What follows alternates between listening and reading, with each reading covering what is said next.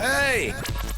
This is JJ and Alex. I made a name for myself, I told you I won't be denied. As you wrap up your day, it's time to get your fix of the teams you live for and the sports you love. This is JJ and Alex on 97.5, the KSL Sports Zone.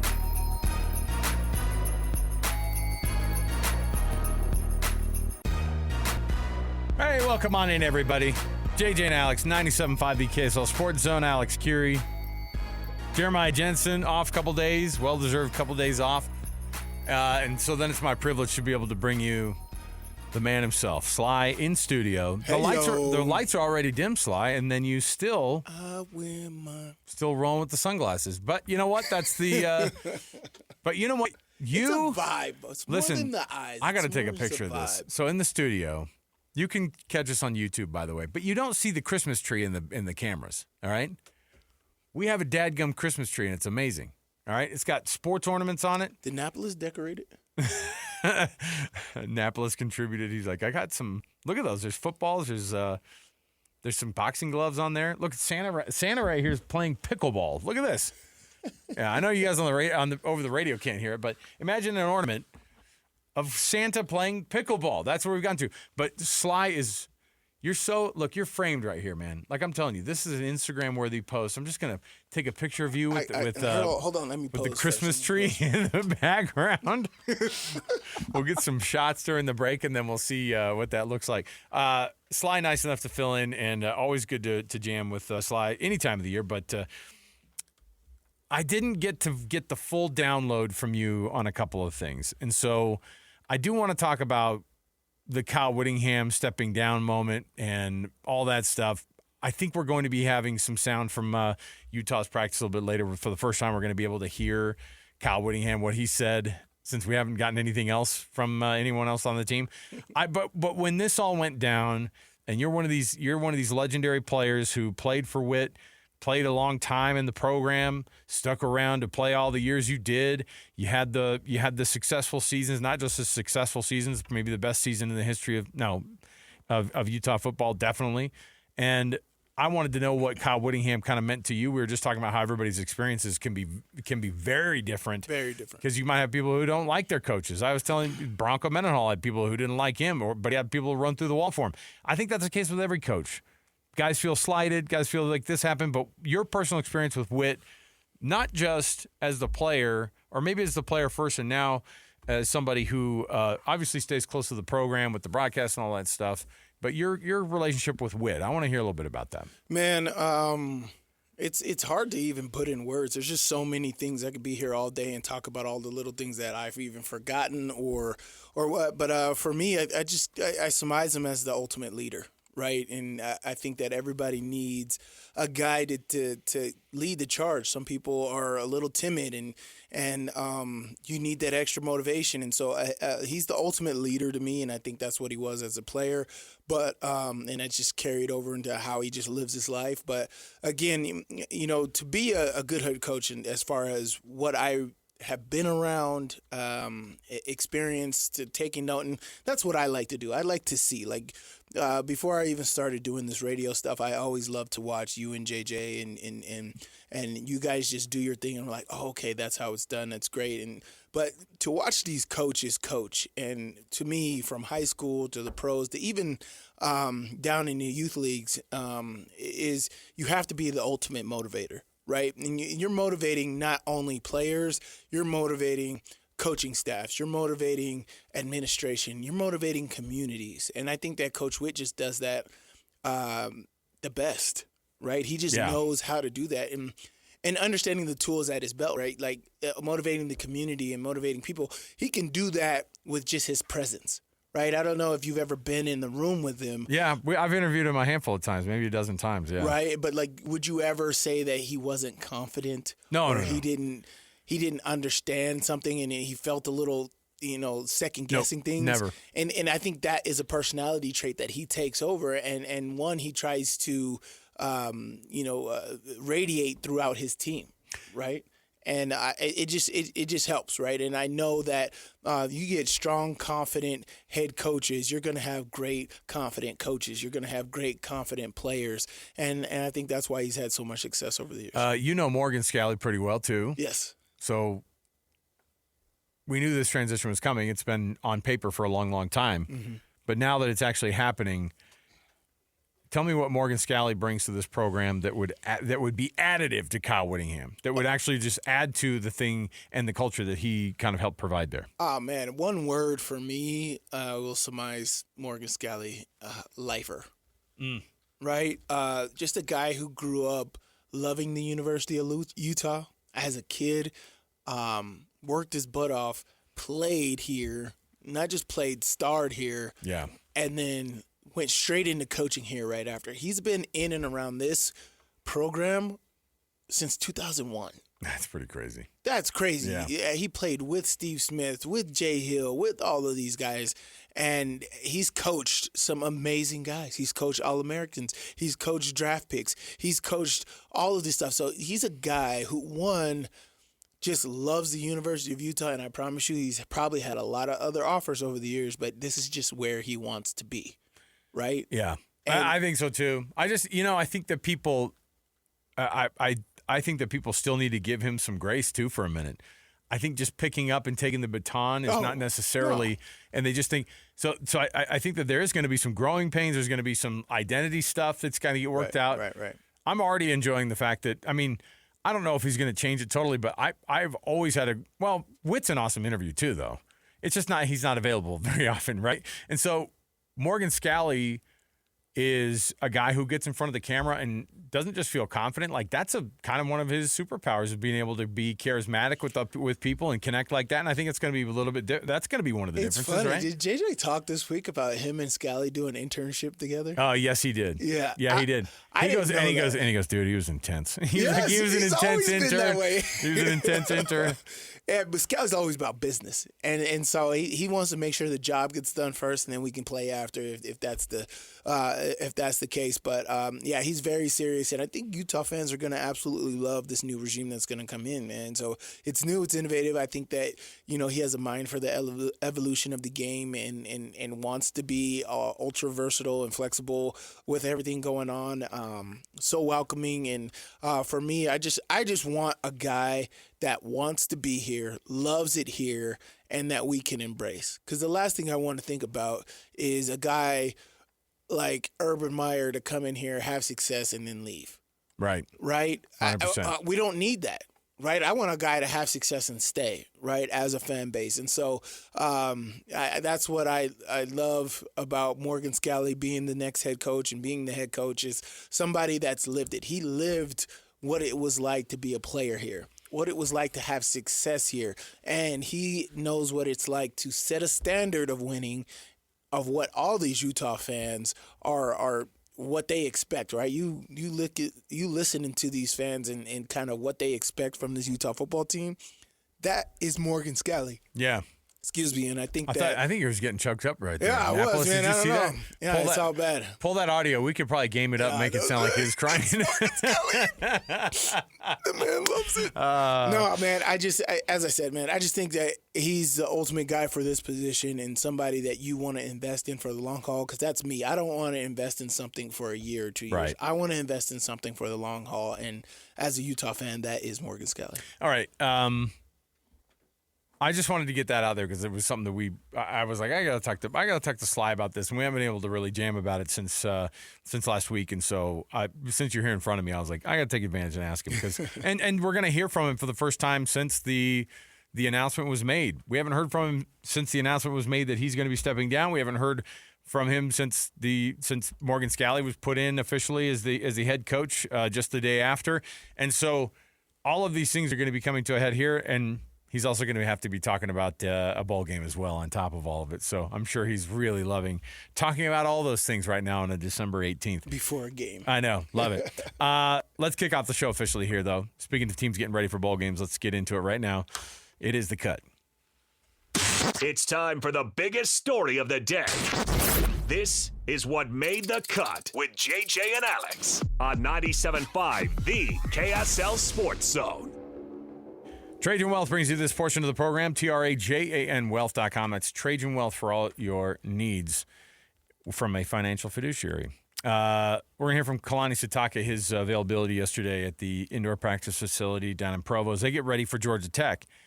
And one thing that keeps coming up, and this is a real thing, not just the people who may or may not be playing, because that's always going to be a thing. Who's going to be the one who's going to be there? If somebody has designs to go to the NFL, does playing in the Pop-Tart Bowl mean that much if you really are just trying to make sure that your body's right for a pro career ahead of you? Those are all very, very fluid and difficult questions to ask this time of year. And then there's motivation. Like, that's a thing. You know what I mean? Alabama still likes to just bring up that sugar. Well, they don't like to bring up the Sugar Bowl, but they love to bring up the, we thought we didn't care. I mean, that's different because that's the freaking Sugar Bowl. Like the Pop-Tarts Bowl or the Alamo Bowl last year, I think Colorado didn't take it serious, right? I don't think they took BYU serious. I think they liked all the attention, but I don't think they took the game seriously. And BYU was the opposite. They're like, we're going to use this. We're going to jump off of the shoulders of Shedeur Sanders to get in front of everybody and get attention. And they did it. And I just don't know how you – I think that the culture's already been established for Kalani, right? Like, you don't have to tell guys to get ready for games when you play for Kalani. Hey, we're going to take this opponent seriously. We're going to take this opponent seriously. It's understood. But Georgia Tech is a physical team. They'll come out and pop you. Pop-Tarts Bowl reference. Did you see that? I did not mean to do that, okay? But I'm a dad, and so I can get away with it, right? But Georgia Tech's not going to be a joke. And this game is far away. You got the bowl stuff that goes along with it. What is the distraction of all of the stuff that surrounds bowl games? Obviously, big ones are different, but like there's a lot of stuff you guys have to do. They walk you guys around and get all the press stuff out. How much of a distraction is that as you're actually getting ready for the game, or is it just add to the experience and it's a ton of fun? Oh, it's exactly what it is. It does both, right? I think veteran players enjoy it. You know, they know exactly how to handle it and what to do. But it is a distraction. And the biggest distraction is exactly what you said. There's just a lot of it. We go from waking up in the morning, eating breakfast, having meetings, going to practice, and then we start doing all these tours. It just doesn't stop all day, right? And then you literally only have like 2 hours of like downtime, and then you got to have another meeting and then bedtime. And so like it's a very exhausting time. You know, I think they build in a day where you can do it, but it's not as relaxing as most people would. Well, they're walking you around with cameras for like a charity event. You're doing this thing. You go bowling as a team at something, and everybody wants it, and the cameers are on that too. And so all those things come with it. It's just a lot. It's different. Yeah. It's just a lot. We got to dress a certain way and all this other stuff. And so, you know, a lot of guys are back at their hometown or home state or whatever with people that they know, and they want to just relax. But no, I got this regiment, which is still football at the end of the day, right? We still got a job, so you got to keep that in mind. But that's the whole deal. It's more of it's just a lot of stuff going on, and you don't really get to enjoy the time. But you still got to lock in and focus. And then all of a sudden, oh crap, we got a game to play. Right. And so, just being able to be professional and understanding how to compartmentalize your schedule and prioritize what you want to do first and last, and make sure you're getting enough rest that you can prep to go out there and hit somebody. Kalani getting with the media. Obviously, all the things that surrounded him. I think everything's easy now, press conference wise, for Kalani, considering the offseason, how busy it was, and all the stuff that surrounded his contract, and how that came about, and then the end of the season, and how they're going to be able to handle this type of pressure. How much pressure would they feel? Because if they come out and say, we should have been this team, and then you lose to Georgia Tech because you're quote unquote not motivated, or you just get beat, then everybody goes, oh, we were right about you. Right? I mean, that's a reality. That's going to be some part of the perception of this. So here's Kalani yesterday addressing the media at the indoor practice facility down there in Provo, getting ready for this bowl game down in Orlando. I think practice has gone really well. We need them for the development part of our players and getting some live work, at the end of practice. We got that done today, and it was good. It was kind of a good precursor to what we're going to see in spring ball probably. But I like the guys being able to just get as many practices as we can. Obviously, there's things that we can still improve on, so it's all part of the work, and I'm thankful that we have the extra work to get it done. So it was nice. Do you get a sense this team's locked in like they were last year heading into the Alamo Bowl? Oh, yeah. I think these guys love football, so, I mean, they're excited to play the game, and they're excited that we extended the season and that we have a chance to do it with the seniors again. And we had to go to Orlando and have fun there, but at the same time we know we're going there for a game. And so these guys are focused, and I feel good about the preparation. I think they'll be ready by the time we get there next week. Is Bear back full go in practice? He's practicing, yep. I mean, full goal, we still have a long time to get there, but we'll keep improving. I like what I've seen from the other quarterbacks too, so it's a process, but I thought he had a good practice today. What about motivation for this team? Obviously, when the disappointment of not making a playoff, what is the motivation? These guys are saying they want to get that 12th win, first time in 24 years, I think that would be. Yeah, I think there's plenty of motivation. The guys, like I said before, they love football. Another opportunity to play. I mean, obviously everybody's going for the playoffs, but the truth is we have an opportunity to play again, and we have an opportunity to practice again. So last year, those bowl practices are really good in our development for this year, and this year this will be the same thing for next year. So it's good for the developmental guys. The guys are still underclassmen. For the seniors, good that we get to extend the season one more time. The disappointment that goes real quick. That goes away real quick when you have attitude of appreciation of what you get to do. So these guys love the game. They love that they get to represent the right way, and then they're more than anything, they're grateful that they get to play this game again. Can you elaborate why the Pop-Tarts Bowl is not a consolation? You said earlier this week. Some people might feel differently. Yeah, it's a football game. So those people probably don't love football as much as we do and our fans do. So that's okay. I think everybody has their opinions. We love any other opportunity. I mean, when you sit there and you try to judge bowl games, I think bowl games are amazing. It's different than an away game because we have to spend more time there in the community. So we're a program that's based around connection to people, and so we're excited to go out there and do some service and hang out and get to know the community really well. And you never know, some of these guys might, in the professional world, might work or play and might live in that area. And so I don't know how many opportunities guys on our team have a chance to go to Orlando and actually get to hang out there and be treated like rock stars. That these guys are they're rolling out the red carpet for us, and we're really thankful for all that everybody's done and sacrificed so that we could play this game and enjoy all the festivities that are around it. Kalani, for any of those players who have maybe NFL decisions to make, those guys, have any of them opted out for this game that you're aware of? No, we haven't had any opt-outs, and I mean, there's still time between now and the game, but they're practicing, and I think the biggest issue is can we get guys healthy and 100% by the time we get to the game. And is there enough practice time to get them ready? And right now, I think we're on a good trajectory for that. But there's a lot of different things and decisions making that go into it. It's hard to generalize it in one statement. But we've been through this before, and so we want what's best for the players. And we think playing the game is going to be the best thing for them. Some of them are trying to overcome some injuries, so that's pretty much it. And if people are opting out or entering the portal, most of the time it's for playing time. And so that's kind of been the biggest reason. That's not just here, that's from other places too. So we'll just keep working with it, and I'm enjoying the practices and how much progress we've made since the last game. What's your reaction? Yeah, Brent Key's a really good coach, and he's an O-lineman, so they're going to be focused on running the ball. The quarterback runs the ball really well. I just like him, and the more I hear about him, I like him as a person even more. But he's a tough-nosed player that can throw the ball and can run. And so very similar to what we do. I think offensively they do a lot of things. I think we're similar in a lot of different ways, but more than anything, we're built on the same type of principles. So they're a tough team, and it's going to require all of us being at our best. And we're looking forward to the game and the matchup and what it could bring out of us. What's your reaction to your buddy Kyle Whittingham stepping down? Yeah, I think we kind of knew that eventually he'd have to, and it's an inevitable part. We can't just keep playing or coaching for forever, even though we would like to. But for me, my reaction is just gratitude for everything that he's done.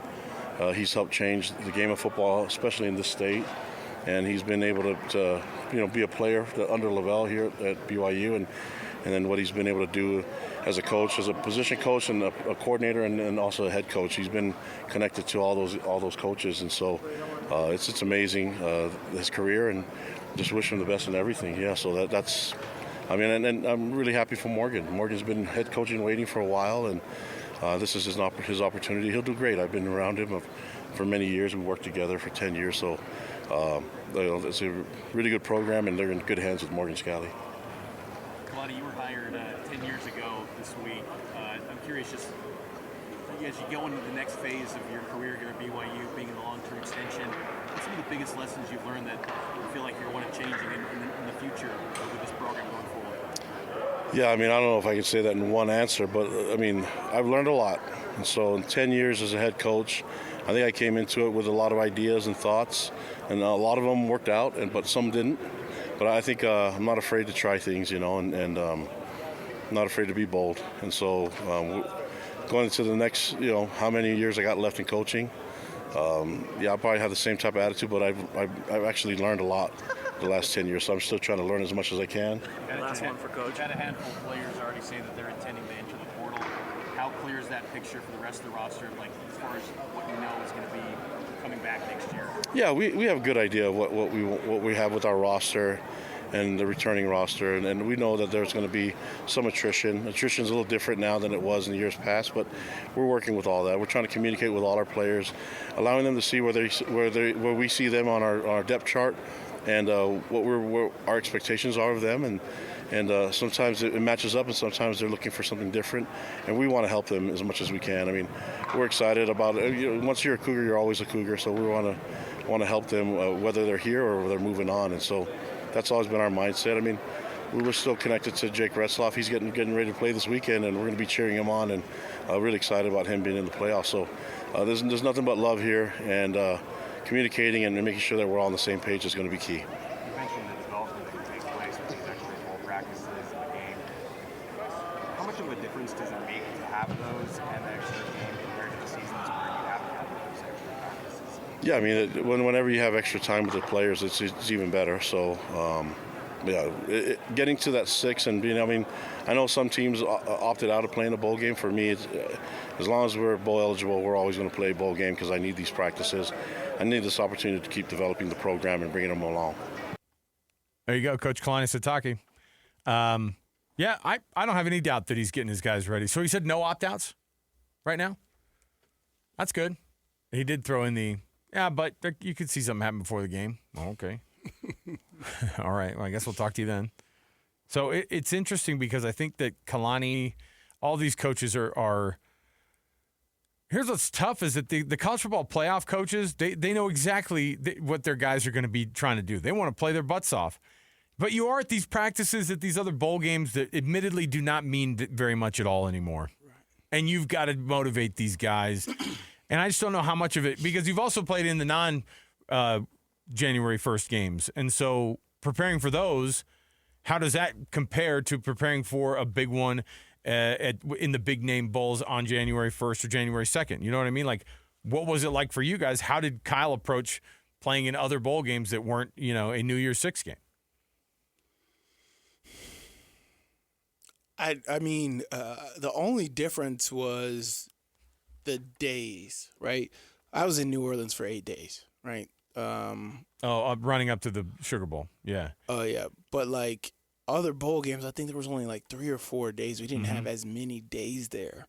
And so, of course, there's running muck, but, like, exactly what Kalani said, and I envision Kalani's running his program a lot like we used to back in the day with a little bit of variation. But there's also, the first few weeks after the season, it's about reminiscing on technique. You do a lot of things that you normally do on the first 2 weeks of training camp to try to get back to the basics a little bit, and then you ramp up for game prep. You try to make the bowl game as symbolic as it is preparing during the season. Right. And as far as that week of the game, you do a lot. Now, the first week of the season, right, we actually do 2 weeks of prep, right? And so we kind of really lay down. So it's more like that than anything. But you don't want to have 3 to 4 weeks of prepping for one team. You don't want to do that because you'll wear the guys out and too much stuff like that. That's more for the coaches than it is for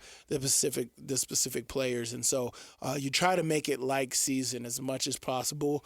And so basically you fill the other time with conditioning and doing other basic technique things that you got to refresh on. You're still 9 days away from kickoff because there's the stuff that they're going to do now, and then next week they're gonna actually travel, obviously, at the end of the week, and then get down there. I don't know how many days running up to it, but Bear Bachmeier's health obviously is one of those things that comes into focus.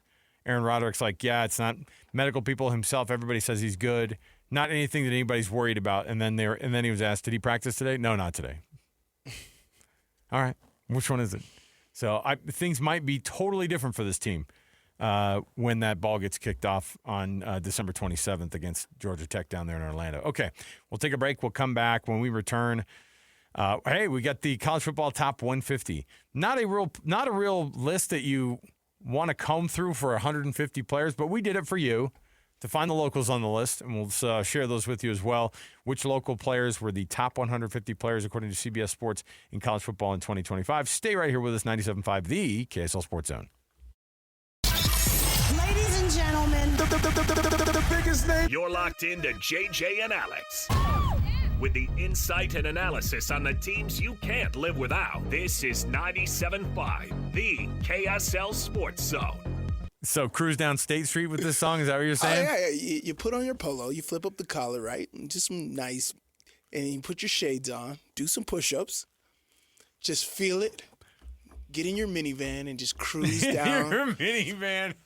Cruise down State Street. And so just say what's up to everybody on the street, just head nod. My wife grew up in a town that was small enough that like dragging Maine was a thing, you know what I mean? Oh, yeah. And the cops are showing up. And she's like, yeah, and then we try to show up in the Shopko parking lot to hang out. I'm like, the stuff we did to entertain ourselves in high school, man. Such a good song, man. No more 80s sounding music than that right there. Oh, yeah. Just the synth, a wispy singer who's definitely high on cocaine. They're just making this song. Pink cocaine? I don't know. No. See, Alex, we brought it back to sports reference. Pink cocaine's a sports reference. Always got to bring it back. So, yeah, there we go. Celebrating in the studio. Sly sitting in for JJ today. Coming up at the top of the hour, Bear Tourney's going to join us. Coach Bear, fresh off of that 4-1 win last night over the Detroit Red Wings in Detroit, the number one team in the Atlantic Division. Huge. And they put it to them. On a second night of a back-to-back. Huge for this team. Veggie was massive between the pipes. It's just everybody showed up with an energy that you don't see a lot of times on that second half of a back-to-back, especially on the road. So going to talk with Bear at the top of the hour. Before we get into this, though, I wanted to play a piece of sound from Coach Nick Saban. All right? So Nick Saban brought this up, talking about the college football playoff. And before I get to all these amazing players, the top 150, I just thought I'd play this sound because he made a comparison. Now, he and a lot of other I would consider him, college football royalty. Maybe he's the king of the college football royalty club. And if you're royalty, you don't want to bring yourself down to the football peasants at JMU and Tulane. Bleh. Like, he just can't be bothered with G5 teams. And so he took it far enough to say on the Pat McAfee show this about the comparison of what the G5 teams are in this college football playoff this year. Look, would we allow the winner of the AAA baseball league, the international league, whatever they call it, I don't even know the name of it, would you let them in the World Series playoffs? I don't think they do. No, I don't think. No, they don't. But I'm saying, but that's the equivalent of what we do when JMU gets in to the college football playoff and Notre Dame doesn't. Well, I just love McAfee. He's like, no. I don't think that exists, Coach. No. No, you're right. You're 100% right. Do you need something to eat? Or, I mean, like anything you want, Coach. Anything. So the comp is JMU and Tulane are AAA to everybody else's major league. Everybody else is in the major leagues. Now, I will say this. Here's what he's right about. There are 10 teams in the rankings behind Tulane and James Madison that would beat James Madison and Tulane pretty much week in and week out. Like, there are teams that are more talented, way better resources, and by just winning the G5, those guys are in the conference are in the college football playoff. And so something's wrong when you have so many teams missing the playoff who are actually better teams and have better talent. But they're born into a league that is more difficult, and so the losses came at a different rate, right? So if you're in Tulane's case, they won the American, and they were a 2-loss team. BYU's a 2-loss team. Notre Dame's a 2-loss team. people are looking at those teams, and that Utah would absolutely destroy. I have no problem saying that, Tulane and James Madison. Do you disagree? No, I don't. No, I think that they would absolutely let beat them cook. I just think that it's interesting because he's right about there isn't the talent disparity is there, but what he's missing on is the fact that you make the rules the way that they are. You have to follow them. And on top of that, or implement them. You have to figure out a way that there is a path for everybody inside of the college football realm that's in that FBS level. They have to be able to have a shot. What's interesting is the scenario that they built into this that they thought was never going to happened in year 2. Which is two G5 teams. That's how they hate it. And you know what I want? I want blowouts this weekend. And I know that goes against everything that I've ever said about these college football playoff games and what they should be. For the sake of argument, I want the blowout so bad. And they happened last year, by the way, so just keep that going in the first round. Blowout teams. You know why? Because that's when people show up and are pissed. That's when the pitchforks come out. When they go, the Mormon pitchforks are going to be awesome. No, there's just even the idea of like going, because ADs with big southern drawls will go, what are we doing here, man? What are we doing? Matthew McConaughey's not happy about not being in these CFP playoffs. Why are we playing this game, man? Like, they're wondering. That's just not cool. They're going to be mad. They're going to be hitting the table and saying, we've got to change something. And over the years, if it hasn't broken their way for their conference, that's the way it's been. Right. They get it done after a season of disappointment. BYU winning the national championship in 1984. The BCS, busters busting BCS. And they go, we got to figure that out too. Okay, hold on. We got to figure this out. Let's make this 14 playoff, 12-team playoff. That's not good enough. 16-team playoff, we're going to likely be looking at a 24 or 28 option. I mean, that's my whole gap. It's just like, why? What is there a top 25 for? Yeah, right? Like, there's no love for top 25. It's like, you made top 25, so who cares? But it's also a top 25 that is completely arbitrary. Right. And it's built off of a preseason poll that people are guessing on. Like, if you're in that preseason poll high enough, you'll be on everybody's wish list for the college football playoff the rest of the year. And if you lose 1 or 2 games, or 3, you'll still be considered. All right. I wanted to get to the college football top 150 players of 2025. I just thought it was funny that the soon-to-be commissioner of the College Football Playoff Committee. Nick Saban? I don't know if he will be, but I think that he's the kind of guy that would run all of college football, like from the championship standpoint. He doesn't need to get involved with the NIL and all that other stuff. But anyway, top 150 by CBS Sports of the players in the country. Got 5 local players in this order. Number 16, Spencer Fano, Outland Trophy winner. Maybe the best season that a lineman has ever had. No, not maybe. The best season that a lineman at Utah has ever had. And he's going to go on, and you know what he is? He is going to go on, and he is going to be a Penei Sewell for some other team in the league. And he's going to have a long career. Here's the thing about being 16th on this list for Spencer Fano. He's probably going to go 3rd or 4th in the draft. Oh, yeah. You know what I mean? Like, he's one of those. Linemen are so needed, too. He is that coveted position that everybody wants. John Henry Daly, nice shout out at 35 for him. Now, he was second-team All-American, too. And missed, 4 games. Last three games of the year, yeah. Caleb Lomu, number 68 on the list, also from Utah. And then BYU checks in at 86 with Jack Kelly, and then 122 out of the 150 for L.J. Martin. I'm not trying to be a little bit pouty for L.J. Martin, but the guy won Big 12 Offensive Player of the Year. And he averaged 6.5 yards a carry. I mean, I'd have to see the other running backs that he's compared to. He was 6th in the country in rushing yards. So 122, I thought was a little low. I thought maybe he should have just been right there by Jack Kelly. Maybe. No, I don't know. There you go. Well, when are we going to get your 150 list? Oh man, I am so scatterbrained. I'm like, okay, I have 70. Through 38, and then I have my top 10. Where's the other fillers? I wouldn't know what to do. Yeah. Okay, we'll take a break. We'll come back. More to go around the corner. Would you rather? Next, 97.5, the KSL Sports Zone. Listen, everybody. Real-life hypotheticals to get your brain churning. As JJ and Alex ask, would you rather?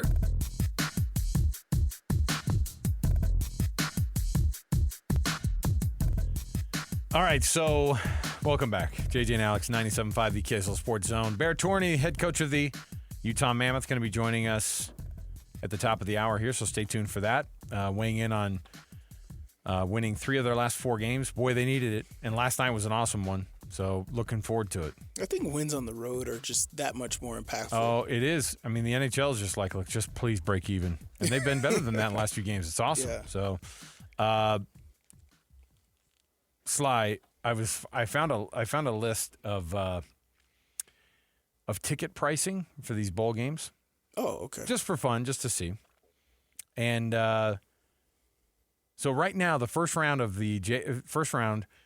JMU versus Oregon, starting price at $185 to get into Autzen. Tickets are going upwards of $1,100. Alabama, Oklahoma starts at $262, goes up to $750. Tulane and Ole Miss starts at $236, as high as $1,100. Miami going to Texas A&M. Those are right now. Oh, that's not the highest price, but it's getting there. $250 is your starting, by the way. $250 is your starting number, all the way up to $2,100. The Orange Bowl in the next round, the tickets for the Orange Bowl, which will likely be an Oregon versus Texas Tech matchup, tickets are going for starting at $380. Starting at $380, and you can pay as much as $5,000 to get into that game. Then we're talking Super Bowl type numbers. The Rose Bowl, $350 to $2,500. The Sugar Bowl, $250 to $2,100. And then the Cotton Bowl, highest starting number for all the bowl games in the quarterfinals there. Ohio State hosting whomever, Texas A&M, or the winner of Texas A&M in Miami, starts at $480 to get into the stadium. To get in. Jeez. So which one of all those first-round games, the ones with so JMU, Oregon, Alabama, Oklahoma, Ole Miss, Tulane, Miami, Texas A&M. I think the Miami-Texas A&M game speaks to me more. You know why? All these other matchups, Ole Miss and Tulane have already played each other at Ole Miss. Alabama and Oklahoma have already played each other. I don't want those. I want the teams that you don't see the logos next to each other very often. I like an idea of Miami and Texas A&M facing off against one another. I have those same feelings, man. I like the teams that haven't faced off. There has been 3 games this year where I was at, and it's like, oh, it's the first time Utah's played this team in history. Like I like that stuff, and so I would take that same interest in going to these games. Texas A&M, I heard College Station is just a scene to be at, man. So that's all. And for me, I will base my judgment off more nostalgia, what I want college football experiences to be like. Like, I haven't been to Ole Miss. I haven't been over there to Oklahoma. I've been to Autzen Stadium, played in that game, and it's just whatever for me. I'd have to agree with you. Oregon is whatever. I get it. Oregon's whatever for most people. That's a pretty special environment, but now the good news is those two as teams. a Huskies fan, probably feel that way. I've been on the field at Autzen on the sidelines during games, and it is raucous. The only comparable, from a stadium loudness perspective, because they built it. It's built for that purpose, to be loud. Yeah. With fewer people than you get at me, other or is stadiums. there a hump in the middle of that field? I think that are all built like that, so the rain comes off of it, but I don't know. Not a big one, though. All right. But yes, Oregon and Utah probably have the loudest environments when they really get going. All right. We'll take a break. We'll come back. Anticipating a conversation with Bear Torney coming up. Stay with us, 97.5 KSL Sports Zone.